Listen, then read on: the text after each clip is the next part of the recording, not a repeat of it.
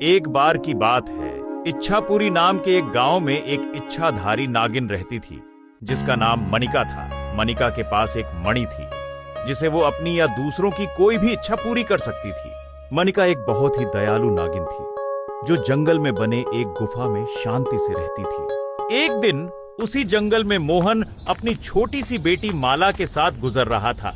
जंगल में चलते चलते दोनों थक गए थे। पिताजी, अब और नहीं चल सकती, क्यों ना हम थोड़ी देर आराम कर लें? चलो हम उस पेड़ के नीचे आराम करते हैं। दोनों इतने थके हुए थे कि देखते ही देखते दोनों की आंख लग गई, और तभी उस पेड़ में बंद एक बिल से एक सांप बाहर आया। जैसे ही उस सांप ने दोनों को पेड़ के नीचे देखा, वो गुस्सा हो गया। इनकी इतनी हिम्मत कि ये मेरे आराम करने की जगह में सोए हैं। इन्हें इसकी सजा जरूर मिलेगी। उसने माला को डस लिया। बचाओ! माला की चीख सुनते ही मोहन जाग गया, और उसने सांप को वहां से जाते देखा और समझ गया कि माला को सांप ने काट लिया है। बचाओ! कोई मेरी मदद करो! मोहन के चिल्लाने की आवाज बचाओ! मनिका तक पहुंची, कोई मेरी जो मदद अपनी करो! गुफा में आराम कर रही थी। मदद की पुकार सुनकर उसने तुरंत मोहन के पास जाने का फैसला किया। क्या हुआ? तुम इतना परेशान क्यों हो? मेरी बेटी को सांप ने काट लिया। इसे कुछ नहीं होगा। और उसने तुरंत अपनी मणि से माला को ठीक कर दिया। अब तुम बिल्कुल ठीक हो। धन्यवाद देवी। मेरी शक्तियाँ लोगों के भले के लिए ही हैं, इसलिए जब भी किसी को मेरे मदद की जरूरत पड़ती है, मैं आ जाती हूँ। पर आप इस जंगल में रहती कहाँ हैं? उस गुफा में। जब भी तुम्हें कोई जरूरत पड़े तुम यहाँ आ सकती हो। धन्यवाद देवी, अब हम चलते हैं। इस बात को कई साल बीत गए, और गांव में देखते ही देखते माला भी बड़ी हो गई।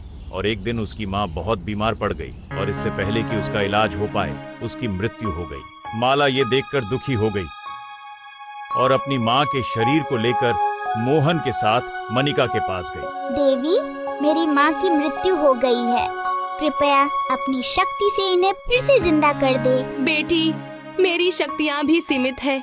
मैं अपनी शक्ति से बीमार लोगों को ठीक कर सकती हूँ, पर किसी मृत को जीवित नहीं कर सकती। तुम्हें कुछ और चाहिए तो बताओ। नहीं देवी, मुझे कुछ और नहीं चाहिए। माला की माँ के देहांत के कुछ दिनों बाद ही मोहन ने दूसरी शादी कर ली, और उसकी नई पत्नी की पहले से ही एक बेटी थी। माला, ये तुम्हारी नई माँ है। अब तुम्हें कभी भी माँ के प्यार की कमी नहीं होगी। ये तो बहुत अच्छी बात है पिताजी। अब मेरे पास माँ के साथ साथ एक बहन भी है। धन्यवाद पिताजी। कुछ दिन तक सब कुछ अच्छा चलता रहा, पर एक दिन अचानक ही मोहन की भी मृत्यु हो गई। और उस दिन के बाद माला की जिंदगी बदल गई, क्योंकि उसकी सौतेली माँ और बहन का व्यवहार माला के प्रति बिल्कुल बदल गया था। ये क्या कर रही हो? ऐसे झाड़ू लगाते हैं? माँ, मुझे बहुत जोरों से भूख लगी है। हाँ बेटी। माला, तुमने खाना बनाया कि नहीं? वो मैं झाड़ू लगाकर बनाने ही जा रही थी। क्या? मेरी बेटी को इतनी जोर से भूख लगी है और तुमने अभी तक खाना नहीं बनाया? इसकी सजा तो तुम्हें मिलकर रहेगी। तुम्हें आज का खाना नहीं मिलेगा। अब जल्दी से खाना बनाओ, मैं और इंतजार नहीं कर सकती। और हाँ, खाना बनाकर जंगल से लकड़ियाँ काटकर उन्हें बेचकर पैसे ले आना। पैसे लेकर आओगी तभी खाना मिलेगा। सौतेली माँ और बहन के इस व्यवहार से माला दुखी होकर भूखे पेट ही जंगल में लकड़ियाँ लेने चली गई, और एक पेड़ के नीचे बैठ के रोने लगी। माला की रोने की आवाज मनिका के कानों तक गई। ये आवाज तो जानी पहचानी लग रही है। अरे बेटी माला, तुम रो क्यों रही हो? मेरे माँ और पिताजी का देहांत हो गया है, और उनके जाने के बाद मेरी सौतेली माँ और बहन मुझे बहुत परेशान करते हैं। ये तो बहुत दुख की बात है, पर तुम चिंता मत करो, मैं उन्हें सबक सिखा के रहूंगी। नहीं, आप उन्हें कुछ मत करना, चाहे वो मुझे कितने ही दुख दे। पर हैं तो वो मेरी माँ और बहन, उनके सिवा मेरा इस दुनिया में कोई नहीं। तुम सच में बहुत अच्छी हो माला, मैं तुम्हारी मदद करूंगी। मनिका ने अपने मणि की शक्ति से उसे एक थाली दी। ये लो माला, ये सोने के सिक्के तुम अपने माँ को दे देना। इतने सारे पैसे मिलने के बाद शायद वो तुम्हें परेशान करना बंद कर दे। धन्यवाद देवी। माला ने वो थाली घर जाकर अपनी सौतेली माँ को दिया। इतने सारे पैसे तुम्हारे पास अचानक से कैसे आ गए? बताओ मुझे। ये पैसे मुझे इच्छाधारी नाग देवी मनिका ने दिए हैं। क्या? इच्छाधारी नागिन? हमें भी उसके पास ले चलो। पर वो बस जरूरतमंद लोगों की मदद करती है। वो सब हम देख लेंगे, तुम बस हमें वहाँ लेकर चलो, वरना अच्छा नहीं होगा। मजबूर होकर माला अपनी सौतेली माँ और गीता को मनिका के पास ले गई। उसके पास जाते ही गीता ने मनिका से ढेर सारा धन और संपत्ति मांगी। तुम लोग किसी भी कृपा के लायक नहीं हो। माला को इतना दुख देने के बावजूद तुम्हें लगता है मैं तुम्हें धन संपत्ति दूंगी? मैंने सोचा था कि पैसे पाने के बाद तुम माला से अच्छा व्यवहार करोगी, पर मैं गलत थी। अब चले जाओ यहाँ से। और हाँ, अब से माला मेरे साथ ही रहेगी, मेरी बेटी बनकर। मनिका के मना करने के बाद माला की सौतेली माँ और गीता गुस्सा होकर वापस आ गई और एक योजना बनाई। उस इच्छाधारी नागिन की इतनी हिम्मत कि हमें ना बोला। अब तो उसे सबक सिखाना ही होगा। हाँ, पर कैसे? सोचो माँ, उस नागिन के गुफा में कितना खजाना होगा। अगर हम किसी भी तरह उस नागिन को खत्म कर दें, तो उसका सारा खजाना हमारा हो जाएगा। बात तो ठीक है, पर उस नागिन के पास इतनी शक्तियाँ हैं, हम उसे खत्म करेंगे कैसे? रात को जब वो सो रही होगी, तब हम उस पर हमला करेंगे। हाँ, ये योजना सही है। अपनी योजना के अनुसार रात होते ही माला की सौतेली माँ और उसकी बेटी गीता एक तलवार लेकर गुफा में चली गई। गुफा के अंदर जाने पर उन्होंने देखा कि इच्छाधारी नागिन सो रही है, और जैसे ही गीता ने तलवार से उस पर वार करना चाहा, वहाँ अचानक से उजाला हो गया और सामने इच्छाधारी नागिन मनिका प्रकट हो गई। तुम यहाँ हो तो ये कौन है? ये माला है, और तुम लोगों ने ऐसी गिरी हुई हरकत की है जिसकी कोई माफी नहीं हो सकती। तुम्हें इसकी सजा जरूर मिलेगी। नहीं देवी, इन्हें कुछ मत करिए, ये मेरी माँ और बहन है। पर इन्होंने तुम्हें मारने की कोशिश की है और मैंने तुम्हें अपनी बेटी माना है, और मेरी बेटी को कोई हानि पहुंचाएगा तो मैं उससे उसका बदला जरूर लूंगी। ये मेरा प्रण है।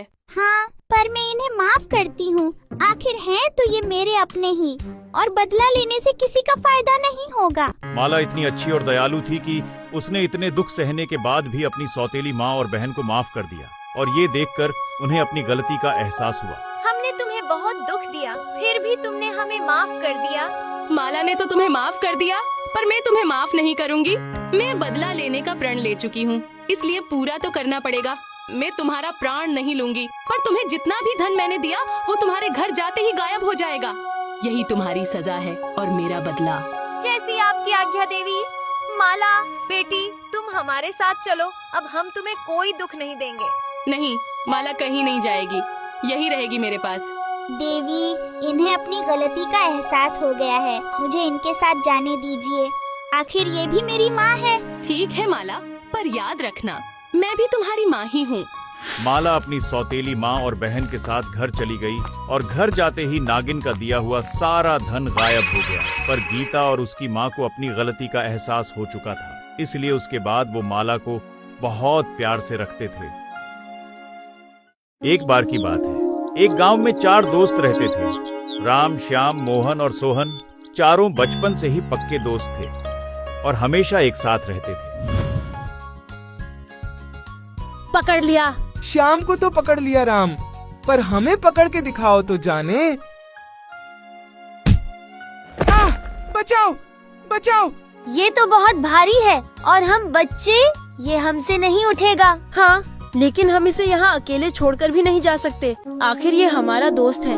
सही कहा, कहीं कोई जंगली जानवर आ गया तो। सभी दोस्त मिलकर भी मोहन को वहाँ से उठा नहीं पा रहे थे। तभी उन्हें एक भेड़िए की आवाज सुनाई दी जो उसी तरफ आ रहा था। भेड़िए की आवाज सुनकर सभी डर गए। ये भेड़िया आज मुझे खा जाएगा। मेरे पास एक योजना है। राम बुद्धिमान था, उसने अपने दोस्त को बचाने के लिए एक योजना बनाई। वह तुरंत एक झाड़ के पीछे जाकर छिप गया और वहाँ से शेर की आवाज निकालने लगा।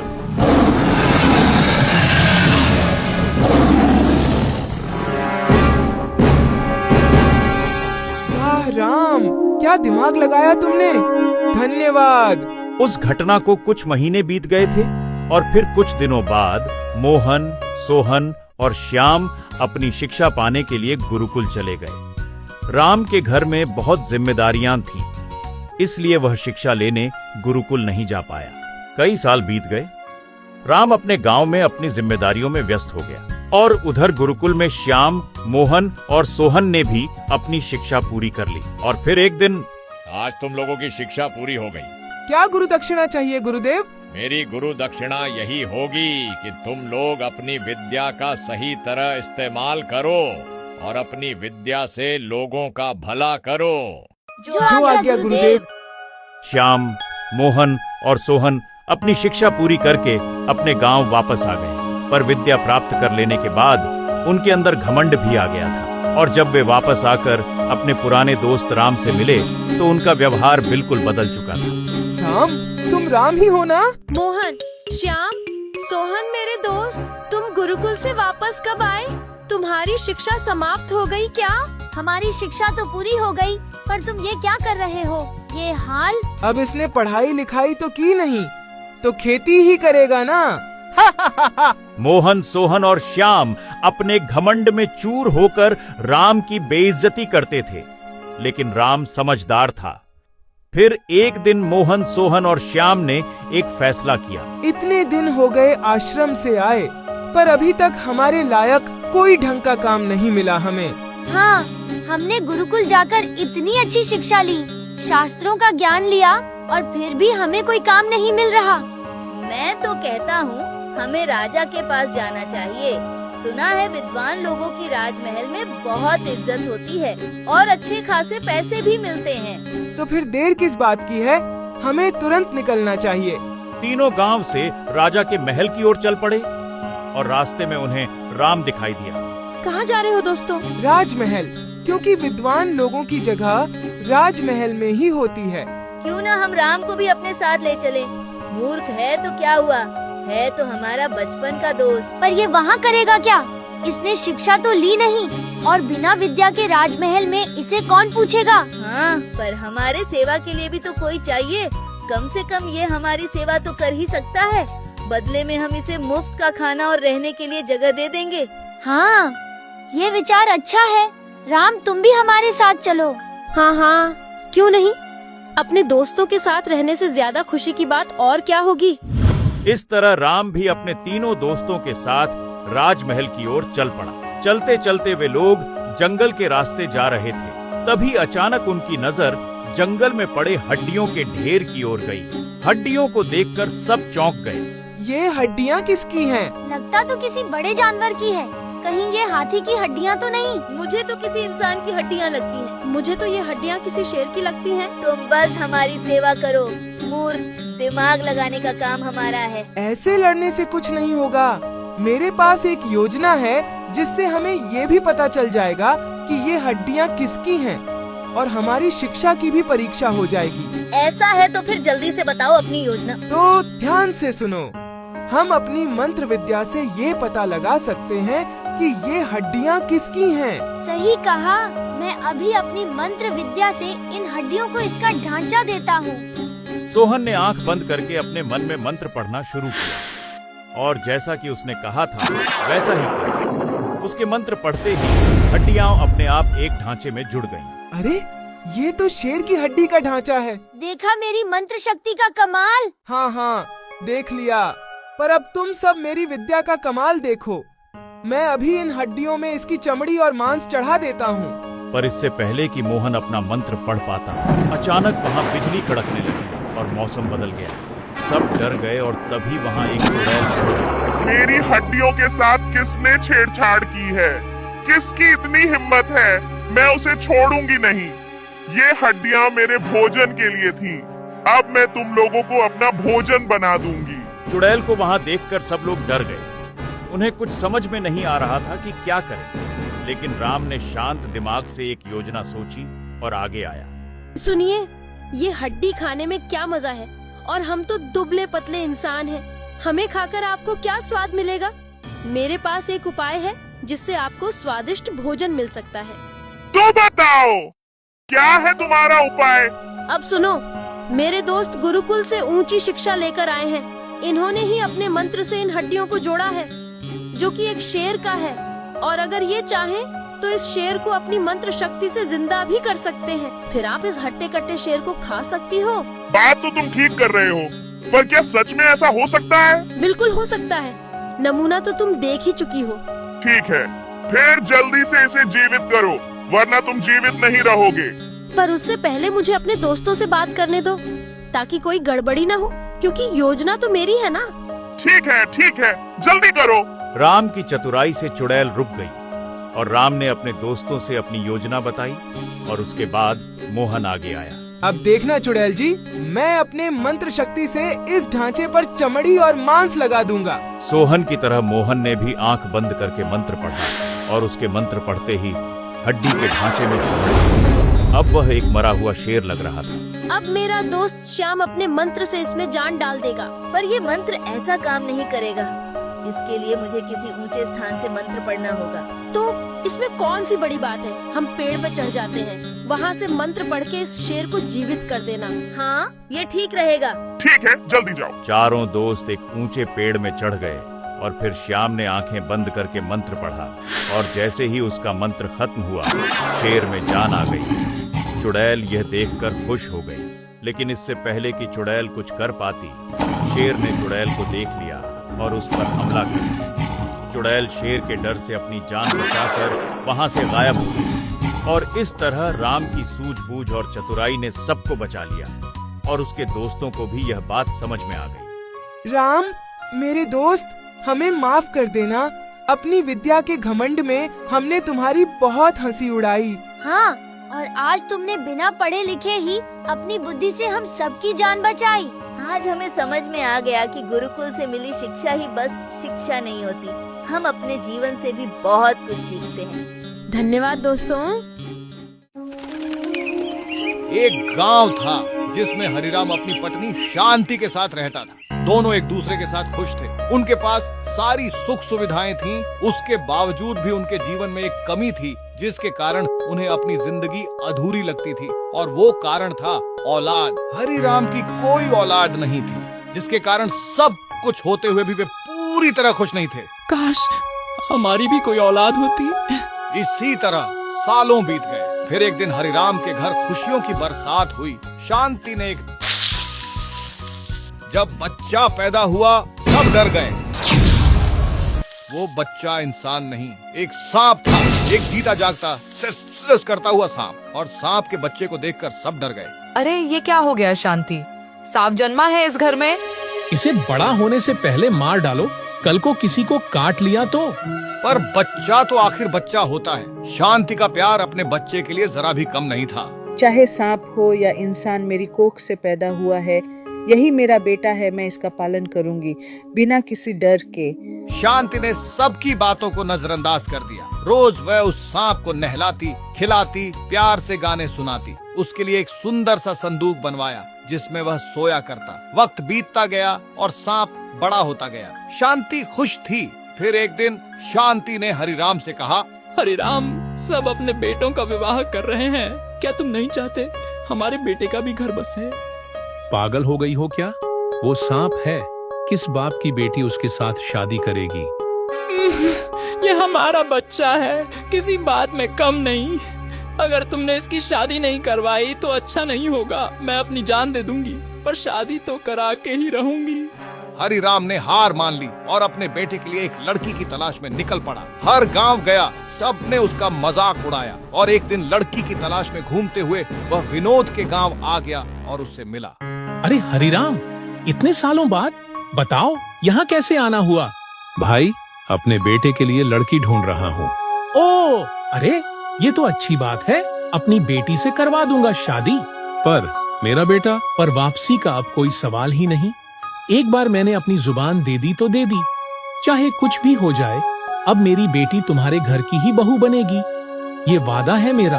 विनोद ने हरिराम की पूरी बात सुने बिना ही उसे वचन दे दिया। पर हरिराम एक अच्छा इंसान था, उसने फिर भी विनोद को अपने बेटे की सच्चाई बता दी। भाई, मेरी बात तो सुन लो। मेरा बेटा कोई साधारण इंसान का बेटा नहीं, बल्कि एक सांप है।